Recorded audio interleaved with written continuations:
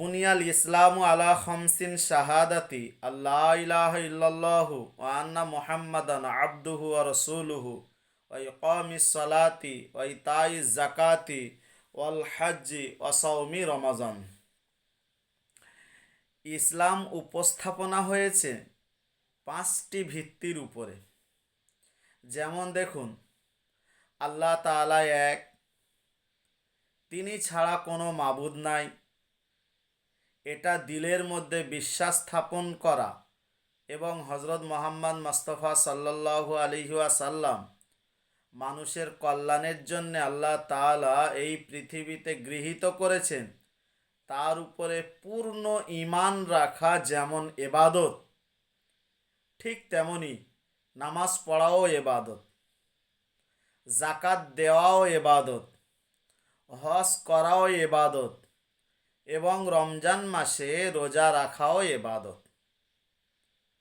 এছাড়া আরও উচ্চ মানের ইবাদত হচ্ছে জ্ঞান অর্জন করা, শিক্ষা অর্জন করা। ইসলামের প্রথম স্লোগান হচ্ছে ইকরা, তোমরা বেশি বেশি করে জ্ঞান অর্জন করো। নুন আল কালামি ওমা ইয়াসতুরুন, লেখাপড়া করতে বলা হয়েছে। এই যে কুরবানি চলে গেল, কুরবানি তো ইনশাআল্লাহুল আজিজ চলে গেছেন, মানে আমাদের আদায় হয়ে গেছেন, কম বেশি সকালে ওয়াজিব পালন করে নিয়েছেন, আমাদের কোনো ক্ষতি হয় নাই। কিন্তু যাদেরকে রক্ষা করার জন্যে দেশে বড় বড় নেতারা এসেছেন, ক্ষতি তাদেরই হয়েছে, আমাদের কোনো ক্ষতি হয় নাই। বরং কোটি কোটি টাকা মুসলমানদের জমে গেছে। আমি মুসলমানদেরকে অনুরোধ করব, ওই টাকা নিয়ে নিজেদের ছেলে মেয়েদেরকে শিক্ষা ভালো করে দেন, শিক্ষাটা ভালো করে মজবুত করান, ভালো টিউশনি দেন। আপনার ছেলে যদি ভালো শিক্ষিত হয়, দেখবেন নেতাদের হুঙ্কার পৃথিবীতে চলবে না, কেউ দিতে পারবে না, ভয় পাবে। এপিজে আবুল কালাম মিসাইল তৈরি করেছেন, আপনার ছেলে যদি ভালো শিক্ষিত হয়, ওই মিসাইল আপনার ছেলের দেখে ভয় পাবে। রাইফেলের গুলি ওই শিক্ষিত ছেলের দেখে ভয় পাবে। অতএব আপনার ছেলেকে ভালো করে শিক্ষা অর্জন করান, ভালো করে শিক্ষিত করান। ভালো করে যদি আপনি শিক্ষিত করাতে পেরেছেন, তাহলে দেখবেন একদিন এই দেশ নিজের হাতের কবজার মধ্যে আপনি রাখতে পারবেন।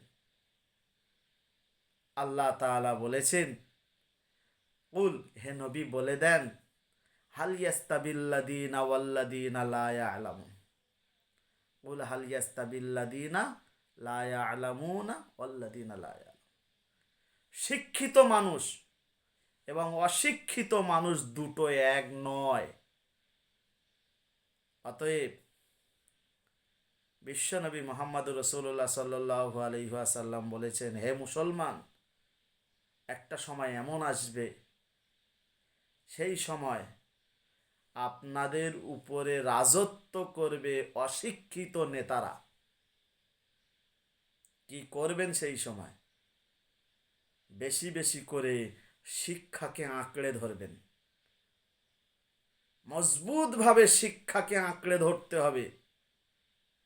শিক্ষাটা আপনার ব্যবসা মনে করে নিতে হবে, শিক্ষাটা আপনার চাষ মনে করে নিতে হবে, শিক্ষাটা আপনার চাকরি মনে করে নিতে হবে, শিক্ষাটা আপনার ডিউটি মনে করে নিতে হবে।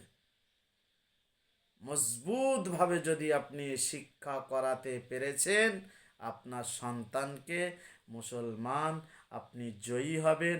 আল্লাহ তাআলা এই কুরবানির উদ্দেশ্য করে যেটা করেছেন, তিনি খুব ভালো করেছেন। আল্লাহর ইশারায় এই জিনিসগুলো হয়েছেন। গরু কুরবানি বন্ধ হয়েছেন, কোটি কোটি টাকার সম্পদ আপনার রক্ষিত হয়েছেন, আল্লাহ করিয়েছেন। কেন করিয়েছেন তিনি ভালো জানেন। এই টাকা আপনার শিক্ষার পিছনে ব্যয় করুন। কোরবানি চলে গেছেন ইনশাআল্লাহুল আজিজ, এ নিয়ে এখন ভাববার সময় নয়। এখন আপনার ছেলে মেয়েদেরকে ভালো শিক্ষিত করতে হবে। ক্ষতি যাদের হয়েছে তারাই এগুলো নিয়ে ভাববেন। আল্লাহ তাআলা আমাদেরকে জানা মানা শোনা এবং এর প্রতি আমল করার তৌফিক দান করুন, বলুন আল্লাহু আমিন।